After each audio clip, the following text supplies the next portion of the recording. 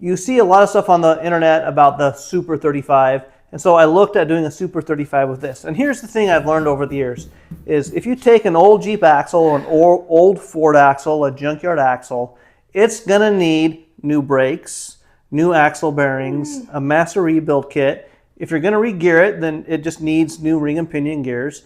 That's all a given. That's a fixed cost. So no matter what axle you pick, it's going to be that fixed cost. And that fixed cost runs right around $600 to $900 depending on your axle. Doesn't matter. So if you're going to rebuild a Dana 35 and an old XJ and do a Super 35, just the rebuild is $700-800.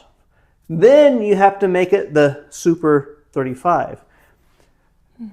To make a Super 35, it is $390 in axle shafts to get the larger shafts with the 30 splines and the chromoly instead of the carbon fibers, or the carbon steel shafts. So chromoly, 30 spline shafts, $390 plus tax, shipping, $400. Then you need a carrier that can take those larger shafts.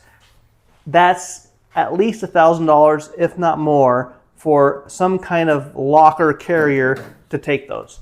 And then you need a way to actuate that locker, either compressed air on board or